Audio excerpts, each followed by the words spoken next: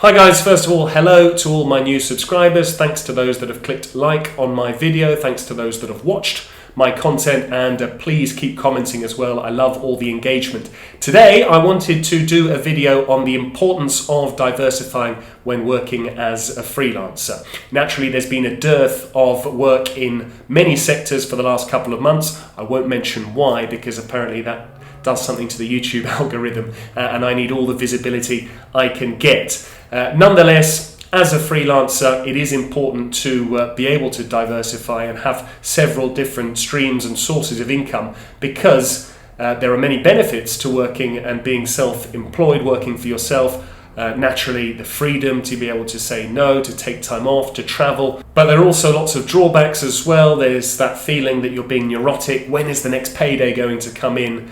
And occasionally it can be frustrating. Sometimes maybe you've already accepted a gig and then 3 or 4 offers come in on the same day and you have to turn them down. So I'm going to leave it up to business guru and life coach extraordinaire Jim Rohn to take it away.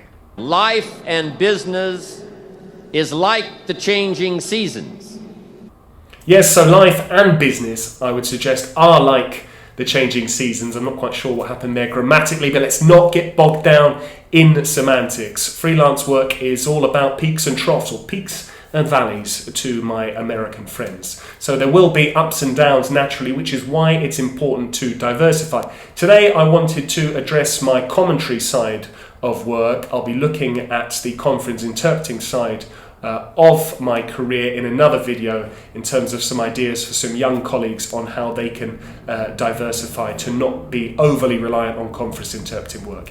Anyway, coming back to commentary, certainly in football commentary, and I do define myself as a football commentator, and I'm comfortable doing that because I have other work as well, but typically in English-speaking markets in London, everyone does football. It's their bread and butter. So you also need to diversify and offer other sports. It's a case of, what else have you got? So I have colleagues that do roller hockey. I have colleagues that do strongman and tennis and all sorts of other sports, volleyball too. And that's very important to be able to diversify in terms of other sports. One of those colleagues, I won't name names, this is not a witch hunt, infamously said to me a few months ago, I've been thinking about it, our job as commentators is completely recession-proof. Whatever happens in the world, whatever happens with the economy, there will always be a need for sports commentators. And we all know what happened next. So for a couple of months, all of my sports commentary work dried up, but luckily that's where the language side of things really kicked in. I was able to do some interpreting work, some voiceover work, and some written translation as well to sort of make up for the shortfall in terms of all that sports broadcasting. So I decided to have a little look at the breakdown of my work in the first year that I've done as a freelancer since leaving a full-time job. Shout out to Inter TV. So I looked at the first 6 months of last year, 2019, and the first 6 months of this year. Obviously with the latter there's a big asterisk because of the public health situation that we're all aware of and we're not going to mention.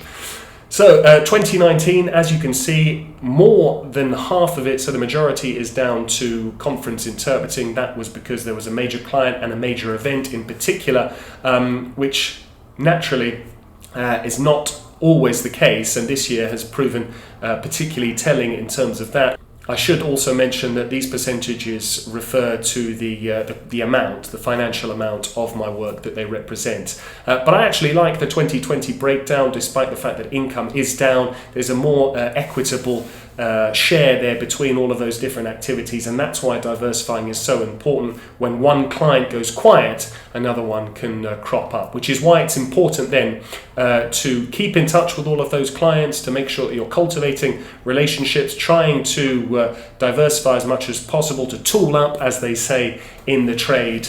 So those are the benefits of being diversified in terms of the freelance services that I offer, particularly in this period when a lot of work has died down a bit. Nevertheless, I've still had these income sources coming in and having a number of different areas in which I can earn a living. The natural drawback, the other side of the coin, is the fact that I do feel like I'm always spinning plates, I'm constantly juggling, I'm treading water, because on the one hand I have my commentary career and on the other hand I have my conference interpreting career. With regards to the conference interpreting, occasionally I think, would I have been better off moving to Brussels as things are, living in Milan, having my domicile here, having just French and Italian as my C languages.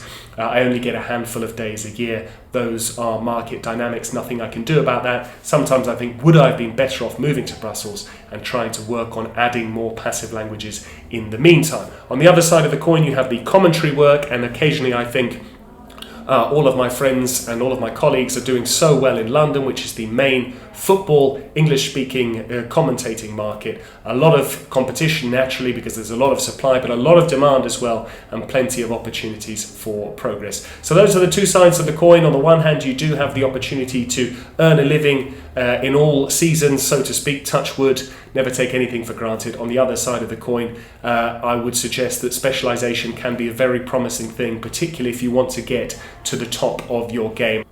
In the next video, I will be discussing some possible ideas for newly qualified conference interpreting colleagues in terms of the way that they can diversify so there's not an over-reliance on conference interpreting work, which can be in relatively short supply when you're a new graduate.